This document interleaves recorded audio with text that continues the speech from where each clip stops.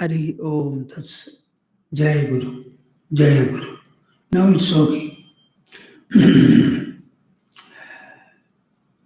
I greet all of you who have taken your seats to participate in this global satsang. Actually, this is the inaugural talk which I am giving. I would like to start it in a very sublime and auspicious manner. I will recite one or two verses, benedictions, hymns. I would like all of you to listen to them, preferably with closed eyes. You may interlock your fingers and put them on your lap. Sit comfortably erect, close your eyes. So far as the prayer is concerned, benedictory verses are concerned, simply be listening to them. Thereafter we shall have 3 times chorus recitation of Omkara. I will tell you a little more about it after the invocation.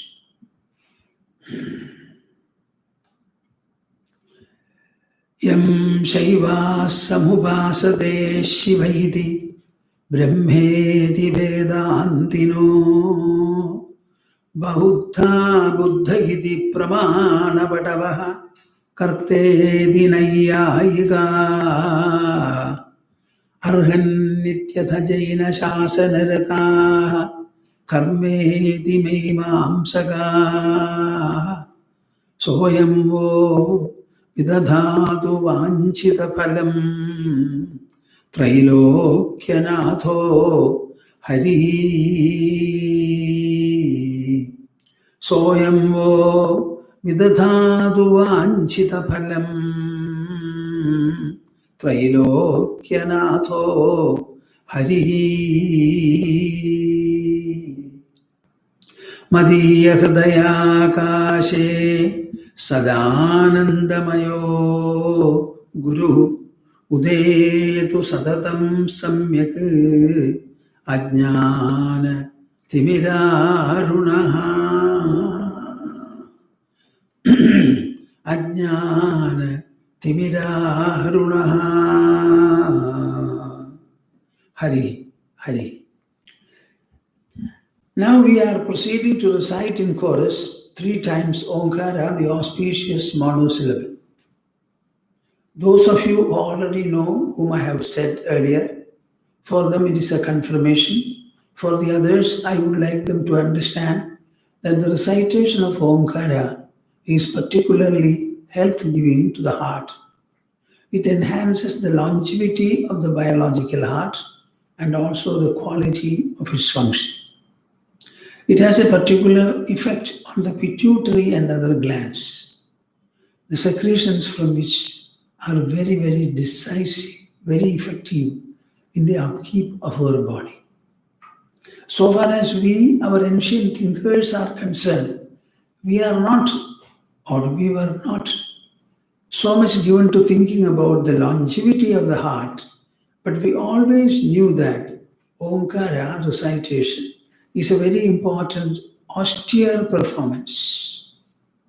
Any form of austerity has got the deepest and the loftiest effect. I would like you to recite 3 times along with me. Mentally feel and wish and will that this chorus recitation should permeate the entire globe, pronouncing and delivering its benedictions to all beings upon the earth. This kind of an expansion which you are trying to instill into you and imbibe yourselves is very, very important. The entire goal of spirituality is to instill into the individual as much expansion, loftiness as possible. Now here we go. Harihi, Harihi, Harihi Om Tats. Oh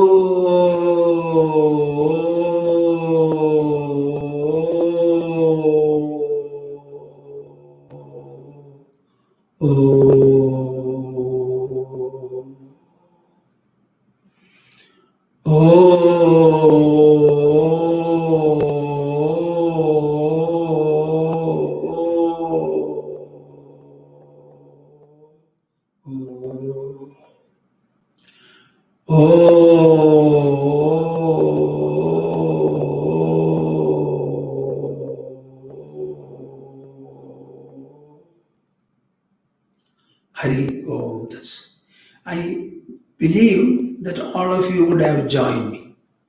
You know, if you had joined me, all your forefathers would have been greatly happy to see their successors do something in this way, in this dimension. And so far as the successors to come are concerned, I would like you to understand that they would be immensely grateful to you, their forefathers. This is such a great opportunity where we can all join together and pool our vocal articulational resources for the benefit of the world. I am not asking you to spend any money or make any efforts. In any way, in any case, we already have assembled, and part of that assembly period, the time, I thought we could use in this manner. Please understand it. You can use this Omkara recitation as a practice, a daily practice in your life. Anytime there is agitation in the mind, anxiety, tension, stress, or anything like that, close your eyes and start chanting, Oh. You will find the mind becomes appeased and quiescent immediately. Now, this is the inaugural session, as I told you, of the global Satsang. You can call it global inaugural Satsang today. It is a new series of Satsang from the Ashram. I thought all of you should know what is this Satsang. Satsang. It is different from a public lecture program, either a series or a single lecture arranged by a group of people outside the ashram, where we are invited and give the lecture. This is not that kind of a program. This is a program initiated by us from the ashram ourselves. And we call it Satsang. What is that Satsang? There are two words there. One is Sat, another is Sang. The word Sangha means association. Association. Association with what? Association with Sat. What does the word Sat mean? Bhagavad Gita has particularly defined the two words Sat and Asat. I don't know whether I will be able to speak about it today, but in the Satsangs to follow, if we are having one day for quite some time, I would like to discuss the difference between Sat and Asat. Krishna has spent one full verse on Sat and Asat, and that too at a very critical point in his dialogue. So Sat represents the reality, what is real. Why the Sat should be discussed or it should be taken up for a kind of a subject for discussion? Because we are not at all having an idea of the real, much less a touch of the real. Ever since you wake up in the morning, you are interacting with the objects of the world. And all the objects of the world do not belong to the category of Sat. On the other hand, they are Asat, the negative of Sat. Everything is transitory, transient, evanescent, fleeting, short-living. Our body is short-living. Our senses are short-living. With the body and the senses, whatever you see in the world, including our Mother Earth, nothing is here lasting, eternal. Now tell me, throughout the day you are active and interactive. In your activeness and interactiveness, are you having any touch or feel of the Sat, the real? Certainly not. Then what are you interacting with? You are interacting with the Asat, the unreal. What is the real? The real is something which existed in the past, which exists in the present, and which will also exist in future uniformly, without any change whatsoever. Maybe many of you are hearing this word and what it denotes for the first time in your life. We have a very good mind, especially all of you, educated people. We also have an intelligence, often very sharp. In spite of the graceful intelligence and mind nature has gifted you. I am very sorry. Most of you are not using the mind and intelligence in the desirable manner. Otherwise, why should the word satsang be Greek to many people? In fact, the success of human life, the effectiveness, the nobility, the elevation, the fulfillment of human life will take place only when you enrich it with the benefits of satsang. So every one of you must have satsang. You should tell your children also. You should also have satsang. Understand satsang, satsang, satsang. So in the satsang, what happens is somebody provides you a touch, a feel, a knowledge, a kind of a cognition of what is the real. Because the real is present nowhere. We have 5 senses to perceive and interact with this world. With the eyes we see, with the ears we hear, with the nose we smell, with the tongue we taste, and with the skin we touch. You know, the entire world has only these sensations to give. The world is manifold, multifold, plural in every way. But all the plurality sinks into insignificance when we interact with the world. Our interaction makes the world 5-fold. Not a 6th item is there in the world. It is color and shape because of the eyes. It is different forms of sound because of the ear, different forms of smell because of nose, and different taste because of the tongue, and different notes, fineness and coarseness because of the skin.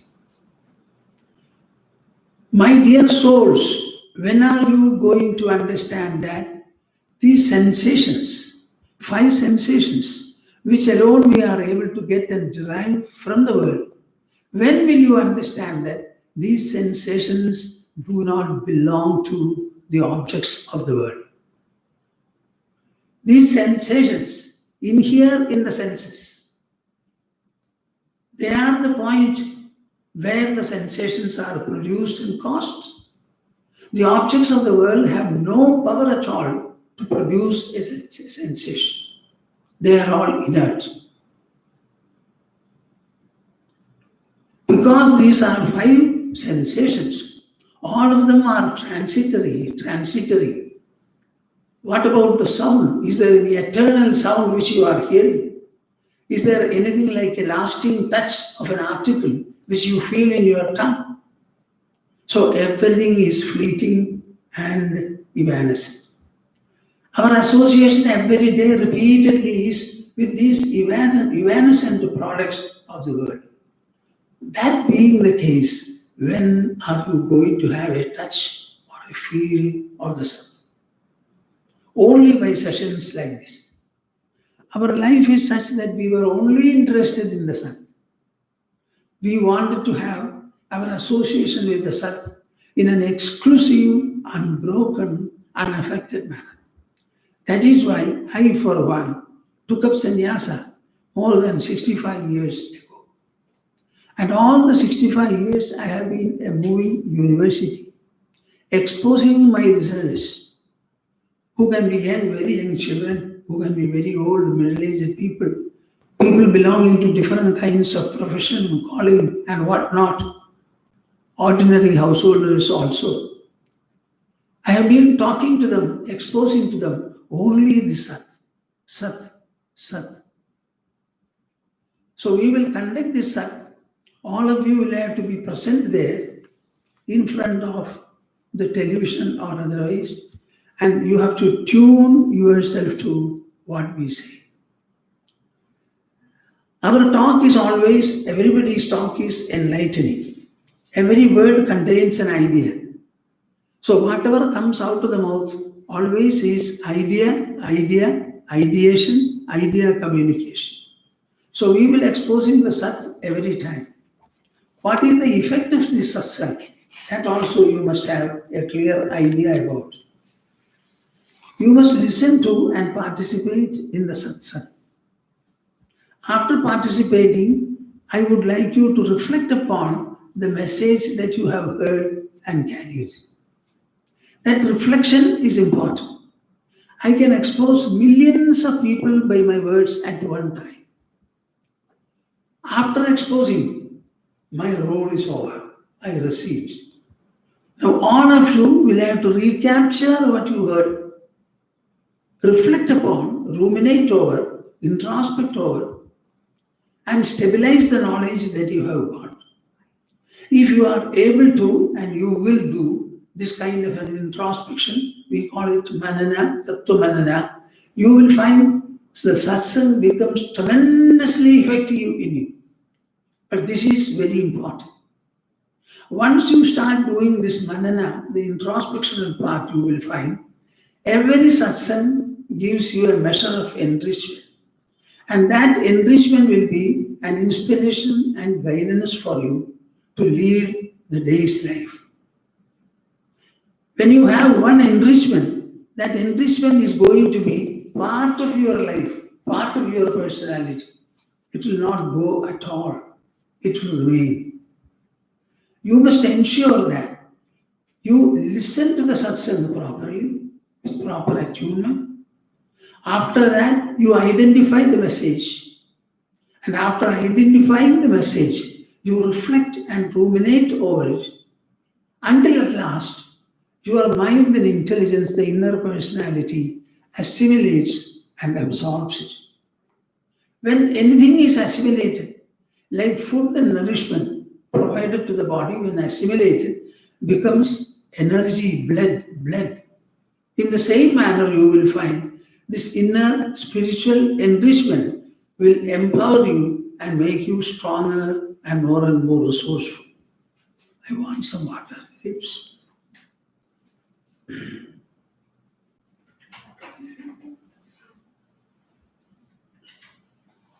Please wait for a second.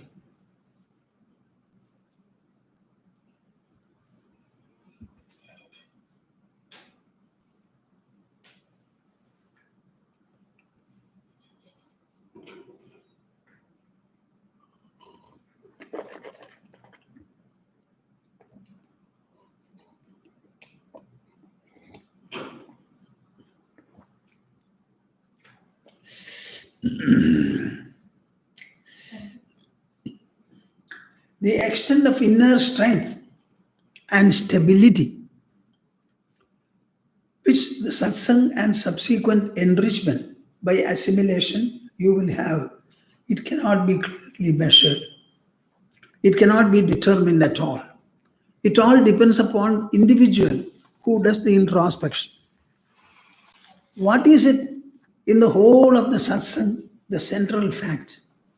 My dear souls, listen to me very carefully. In the whole of spiritual pursuit, you must always have a fulcrum, a fulcrumatic point. What is that? What is that? Listen to me. It is your own personal identity. None of you knows who you are. Everybody says, I am. I am. Suppose somebody calls you by name, Ramakrishna. Here I am, you will say. The child also will say. That I and am, I would like to put it, the I-ness and the amness. How many years have passed? Have you ever reflected upon it? Have you ever made any effort to understand it? I told you that the whole world is fleeting. Your body also is changeful, fleets all. But in spite of all these fleeting, their association, you have to agree that the I has remained uniform and the same in you. The child starts saying I. The 80, 90 and 100-year-old person also says the same I. You will say, I am happy, I am unhappy. I have health, I have disease. I am poor or I am rich. I got married, I have become a husband or a wife, then a parent. So many different changes you are referring to with this I, but the I remains changeless. Will you agree with me today forever that your identity called I is a changeless presence? It is an eternal factor. In fact, this is the only eternal factor in the whole creation which is fleeting and evanescent. This I is an internal personal experience.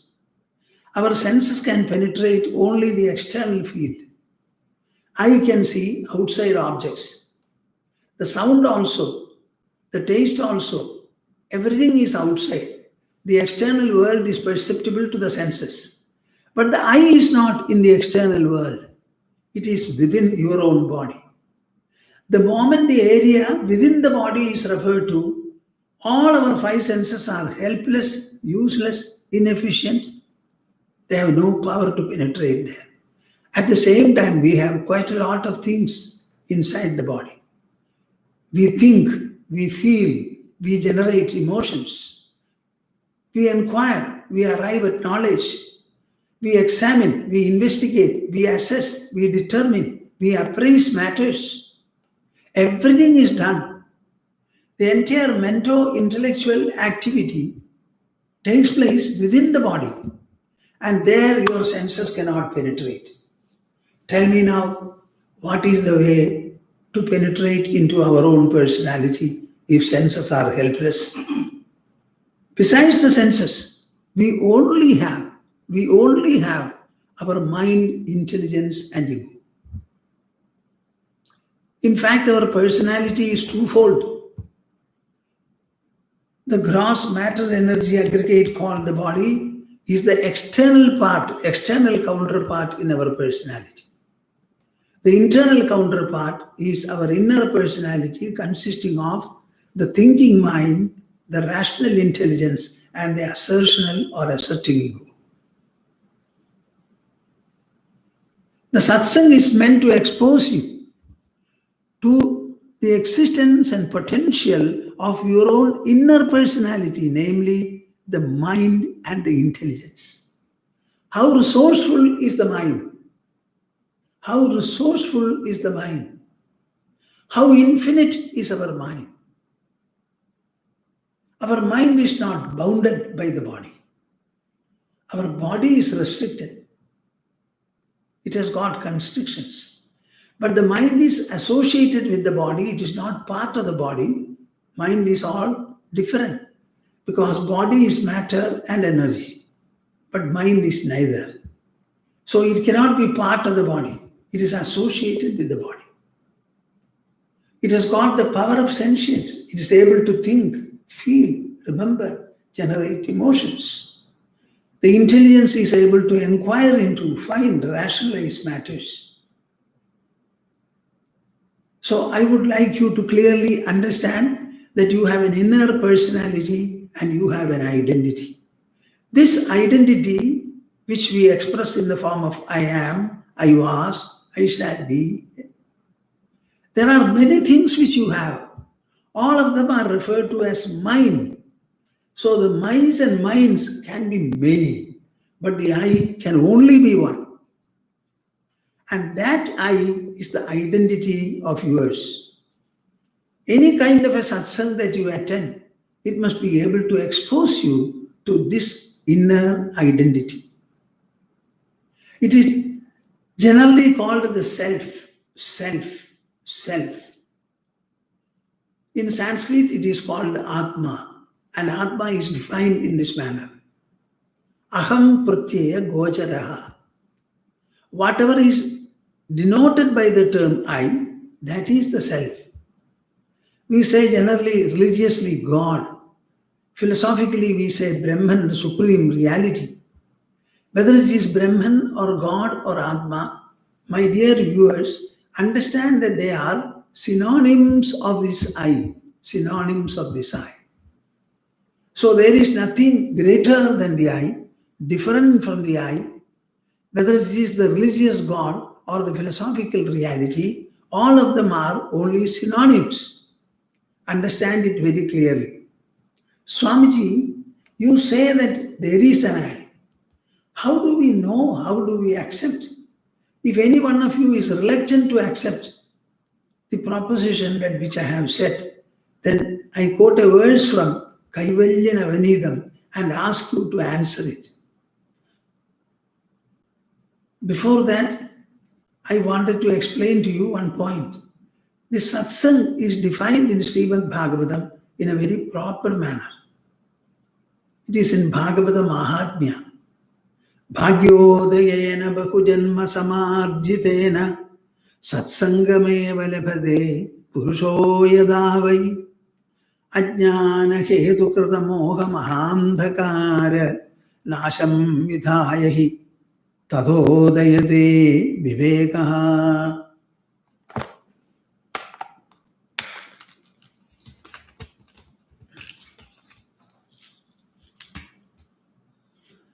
Bhagyodayena bahujanma samarjitena satsangameva labhate purusho yadavai. Unless you are helped by the punya, the holiness, acquired in a number of lives, you will not be able to have a proper satsang in this life. This is Srimad Bhagavata's version. Suppose you are able to get satsanga, helped and facilitated, led by a lot of virtue that you have gained in previous janmas, maybe you or your forefathers. Ajnana hetukrita moha mahandhakara nasham vidhayahi tatodayate viveka. Then in the satsang, what is it exactly that you get? You get the quality or virtue called viveka. In Sanskrit, viveka, it means discrimination. The art, the skill, the process, the craftiness of doing discrimination. You must be able to discriminate, particularly between what is nitya and what is anitya, the real and the unreal. So from the satsanga, what happens? Ajnana hetukrita moha mahandhakara nasham vidhaya. The ignorance is dissipated, it is destroyed, and in your mind, viveka, the art and the process of discrimination dawns. So every satsang is supposed to instill and also strengthen the measure of viveka that you have. Once your viveka starts growing, you will be able to distinguish many things in this world. And necessarily, you will be able to distinguish the eternal presence, the inner presence indicated by the term I, from the fleeting body. You will have no doubt when I ask you, who are you? You will never say, I am my body. You will never say, I am my car. You will never say, I am my house. All these things are which you have, the I has, not the I itself. We always say, I have a body. You have a body, but you are not the body. You have a mind. You are not the mind. You have an intelligence. It is sharp. Intelligence is sharp, not you are sharp. So the I always stands exclusively different, and your viveka will start growing, and it will show you how this I remains in your body always different. Naturally, the mind will be tempted to think about it. The intelligence will be tempted to repeatedly inquire into it. Is there any such I to be gone into? Is it there? If you ask me, from Kaivalya Navanitam, I will recite a verse and make you think. Dehadanyo nasti dehi chetvam swapne kova vetti sarvam vikaram suptau kova shunya vetta prabodhe grinhatyakshai drishyajatam vadasva. You know, in India, all our scriptures were composed in Sanskrit. We have the unique excellence of integrating poetry with literature. Any subject we write, we can write in poetry. Whether it is mathematics, physics, or chemistry, or any other branch, not to speak of history and other matters. For everything we use poetry, because poetry can be committed to memory very easily. We have got a dictionary called Amaragosha. The whole dictionary is in poetry, and our scholars used to study the whole of it by heart. So when a word there, somebody is asking for clarification, they will bring from memory that particular word, that shloka in which that word appears. So the word along with 10, 20 or 2, 3 words will appear. So if one is masculine, all the others will be masculine. If one is feminine, all the others will be feminine. In this way they used to speak. So you should understand the prodigious nature of the Indian mind and the Indian memory. So in this sloka he says, Dehadanyo nasti dehidi chetvam. Suppose you are saying, Swamiji, I cannot think of anything like the self, the I, different from the body. I have the body and the bodily parts. Heart is a part, lungs another, brain another. Just like biological parts are there, the pancreas, the gallbladder, the liver, the appendix, kidney. Similarly, we have intelligence, brain, and we have mind. Where is the question of the soul? I am not saying. You yourself say, I am, I am, I am. And this I is different from all the things that you refer to. Do you ever say, I am the mind? You say, my mind. Do you ever say, my intelligence? Or I myself the intelligence? Suppose you say, there is no Dehi indweller, indwelling spirit or indwelling presence, different from the body, then I ask you, Sopre Kova Vetti Sarvam Vikaram. All of you would have sometime dreamt in your life. Whenever you dream, the dream may be protracted. Maybe in the dream, you leave your hometown and house, go to a foreign country. Maybe you have some professional business there to do. You feel hungry, you get into a hotel, have your food. Mind you, your physical body of the wakeful state is lying intact on the cot. That is the time you are dreaming. So when the physical body is lying intact, how can you go to London? How can you go to Europe? With which body are you going? But are you not traveling? Yes. Did you not feel hungry? Yes. Did you not eat dream food? Yes. Did it not appease you? Yes. But when you open your eyes, you find all that it was a dream. I was lying here. So with which body did you travel? The physical body is not moving. Then again, leaving everything dreamlessly, you sleep. When you sleep, what is the experience? You wake up from the sleep and then say, I knew nothing. I knew nothing. Maybe a child is by your side. A child for whom you were very expectant for a long time. Putting the child into sleep, the mother also sleeps. So the child is not there, the mother's body is not there, mind is not there, intelligence, ego, nothing is there. And when she wakes up, she says, I slept comfortably, not knowing anything. So without the knowledge of anything, you slept. So in sleep, nothing else other than you was there, but you were there. And this one who wakes up to say, I slept and I knew nothing, that Shunyaveta, who was the knower of nothing when he wakes up? Answer these questions, he says. What a beautiful statement. I would like every one of you to think today about this sloka and the challenge it is posing before you. Tell me very clearly, is there an identity different from the body for you? If it is different from the body, it cannot be matter, it cannot be energy. And the whole physical world is an outcome of matter and energy.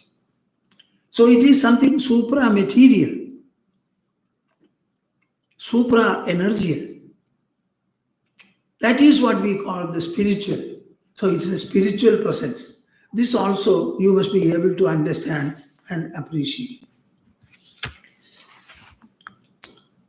The person who is waking up, it is the same person who sleeps. It is the same person who also dreams.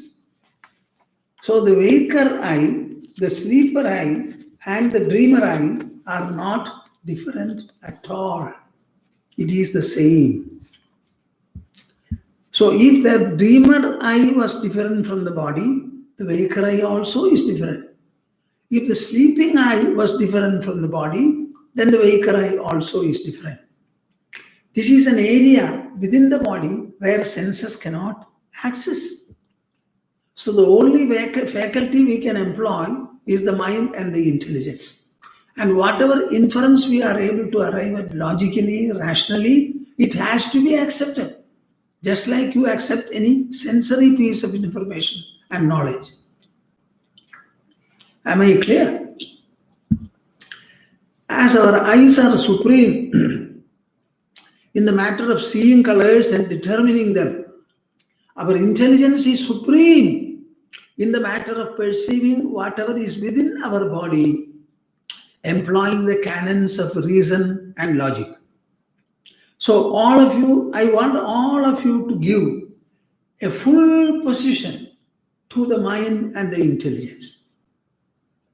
Whatever the intelligence finds and says, you cannot be indifferent to it.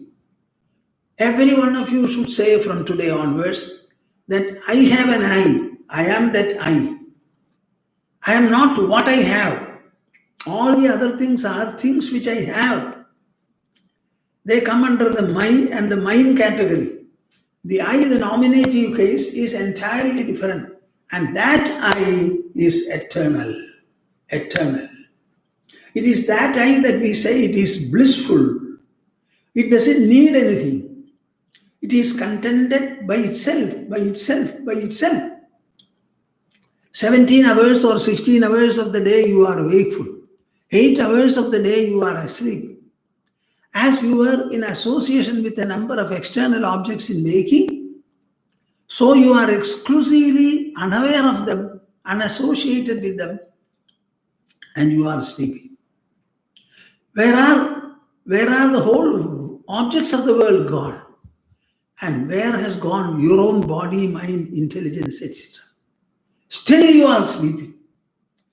Does the sleeping eye require anything for its contentment? So our eye is such that when we are away from the rest of the things, we are quite happy and contented. Why don't you understand the lesson and the message and go after it? I would like to take you to Srimad Bhagavatam. It is considered to be a supreme authority on devotion and devotional science. In the very opening verse, second verse, the Bhagavata author says, Dharma projhita kairavotra paramo nirmatsaranam sadam vedyam vastavamatra vastu shivadam tavatrayon moolanam. I am not explaining the whole verse. It's a verse which has to be explained for a long time, making use of quite a lot of logic, reason, and so many details. I will only say, Vedyam vastavam atra vastu shivadam tavatrayon moolanam. In this text called Srimad Bhagavatam, the only one factor to be known, Vedyam, is Vastavam. Only the truth is the subject that we are discussing here. Why you are discussing the truth? Because that alone is beautiful. That alone is delightful. That alone will give rise to joy, contentment, peace, and blessedness. All the things of the world being fleeting and evanescent, any extent of amassing wealth and amassing these objects will not give you any joy. On the other hand, Srimad Bhagavatam says, Tapatrayonmulanam.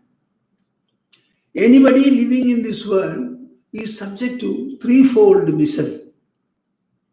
You may be rich, you may be resourceful, you may earn quite a lot of money. You may have children, good family, everything. But if you live in this world, it will assail you by threefold misery and agitation. What is meant by threefold? One is Adhyatmik, the second is Adhibhaudik, the third is Adhidevik. Adhyatmik means troubles and torments created by your own body, mind, intelligence and ego. No second factor is there. Your own body is unhealthy or gets sickness. Your mind works havoc, it gets agitated, tense, stressed up. Your intelligence is not able to cope up when problems come. As it confronted Arjuna, with 13 years of preparation, he came to the battlefield of Kurukshetra. At his own instance, Krishna drove the chariot and stationed it before Bhishma and Drona, the commanders in chief. Arjuna looked at them. He found on both sides his own kith and kin. Suddenly he was overpowered by grief and sympathy. He had the intelligence, but it could not solve the crisis. So Krishna started exhorting him, activated his intelligence, and suddenly the tearful Arjuna stopped tears and became an inquirer before him. So the whole conversation is between an enlightened intelligence and a deluded and tottering mind. So there are threefold misery. One is called Adhyatmik misery. The second is Adhibhaudik. We can have several kinds of danger. Even a bee stinging you is very painful. Even a small insect can bite you. There is snake poison, lizard poison. Many diseases and other things can come. And Adhidevik means natural disasters and calamities like earthquake, cyclone, floods, drought, volcanic eruption, cloud bursting, so many things. These are the threefold misery which everyone living in this world will have to be subjected to. There is no solution for this. The solution, if at all, is there. Vedyam Vastava Matra Vastu Shivadam. You have to understand the supreme truth, which is very auspicious in character. As fire is blazing, the truth is blissful. When you know the truth, automatically you will have blissfulness. And because of the blissfulness, the Tapatraya will melt off. There will be no place for them.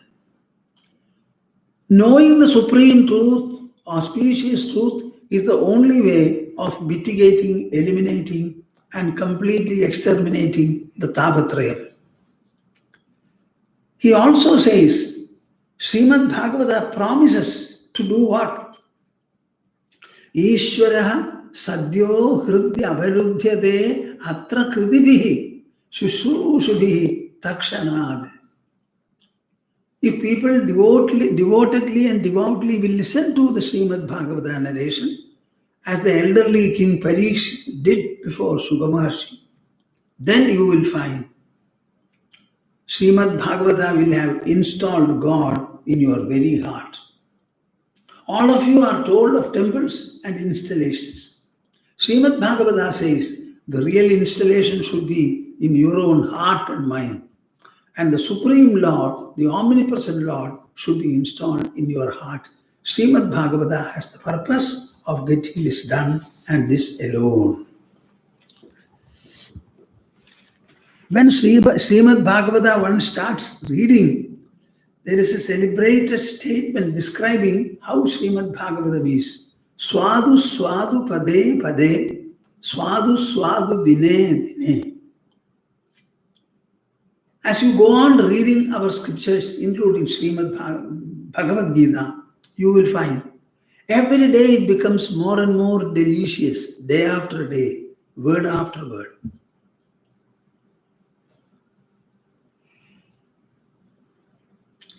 Bhagavad Gita has the aim of eliminating grief from human life, installing stability and contentment in the human heart. Bhagavad Gita is very clear. Arjuna's grief is what Krishna tackled, and Arjuna's delusion is what Sri Krishna removed. It was Arjuna's instability that Krishna cured with stability. Our words are very powerful, very majestic. They can reveal truth very beautifully, because all the truth exponents, particularly ascetics like Shuka Maharshi, Vedavyasa, etc., I always say, Srimad Bhagavatam is a Paramahamsya Samhita. It is written by a Paramahamsa, a very elevated soul. It should be read like Shugamuni by another Paramahamsa. So only when Paramahamsas read and explain Srimad Bhagavatam, the real message will be imparted and listeners will be benefited. Arjuna heard Krishna very carefully, very carefully. And because Arjuna was sufficiently attuned to the exposition Krishna provided, there was benefit. If all of you can become Arjunas and make me a Krishna by listening to these Satsangs properly, you will also become like Arjuna, illumined. Krishna promises so many times in Bhagavad Gita that those people who follow me, who understand me, and listen to what I say and follow me, they have become like me. Don't think that Krishnatva is rare. It may be rare, but it can certainly be had by any one of you who aspires to have it. All that is required is a full attunement from your side and the readiness to be exposed to what our scriptures say. So the purpose of the satsang is to expose you to this wonderful, wonderful truth. Again, mind you, I summarize it again.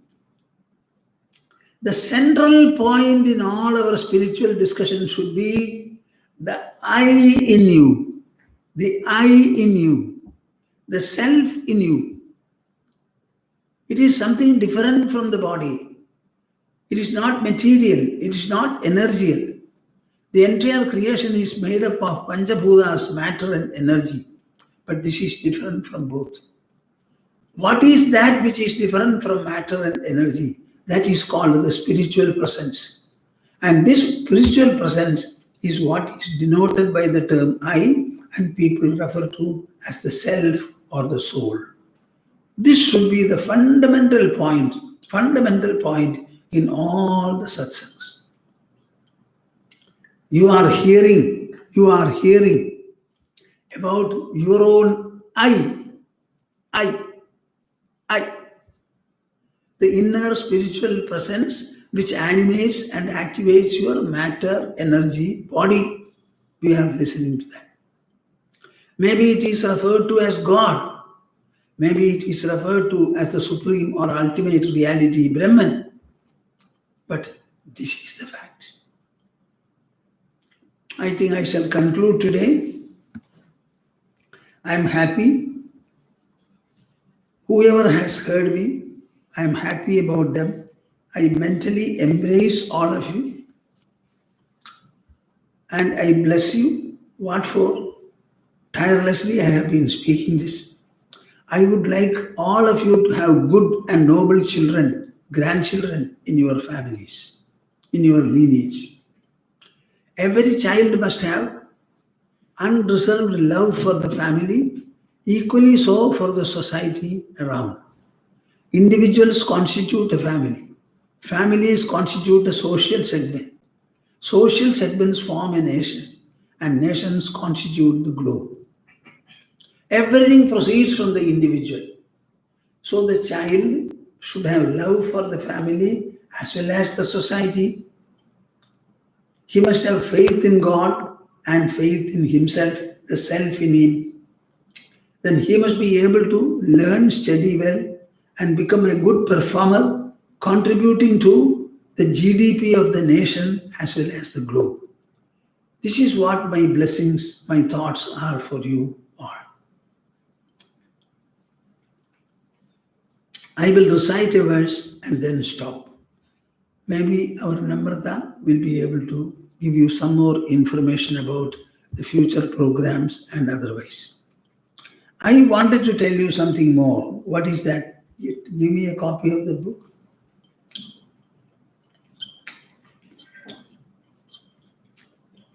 See, here is a book called Insights into Bhagavad Gita. This was released last year or so in the United States in the 3rd Global Bhagavad Gita Convention. The purpose of writing this book is, I would like the world country leaders to be contacted individually by our own spiritual ambassadors, one or the other of them. And they should give them a copy of this book and explain what this Bhagavad Gita is. It's not a religious book. It's a historic narration of the events that took place 5,157 years ago in Kurukshetra. Whatever is Bhagavad Gita took place as a dialogue between two fighters. One is Krishna, another is Arjuna. The subject was whether we should be able to fight against criminality, against people who are villainous. Arjuna was not able to resolve the crisis. So the right insight was provided by Krishna. Similarly, I would like our world leaders to have the right insight in meeting the challenges of the present. Whether it is Corona, fight against Corona, or fight against terrorism, or fight against some other adverse factors, they must have the confidence, the clarity, the courage, the resolve, the stability, the insight for doing whatever they want to do. Public administration is the most hazardous task, and only with the might and grace of the intelligence we will be able to handle it well. This is the idea. This book contains Bhagavad Gita verses in Sanskrit and transliteration for those people who do not know Sanskrit to read. Then it has got a translation. In addition to that, I have written on average 150 words notes. The idea is, with mere translation, people will not be able to relate the message into their life. So these notes will help them to understand the message in each verse, how it relates to oneself. This is the idea. I would like all of you to possess a copy of the book. Not only that, gift it to your friends and well-wishers. Every one of you should participate in this global program that we have, by everyone becoming a messenger of it and carrying the benefits of Gita. Whatever you are finding, you are carrying, let them be known to the others. This is how the Gita becomes a universal message. Participate in this. I will recite a verse and then close the session. Samvedya varjitamanottamameekamadyam sammitpadam vigalanam kalayan mahatman hridyeva tishtha kalanarahita kriyam tu kurvan agartrapadamethya samodidashri kurvan agartrapadamethya samodidashri. Hari, Hari, Hari Om. We shall chant a single Omkara in chorus as a conclusional point. Om.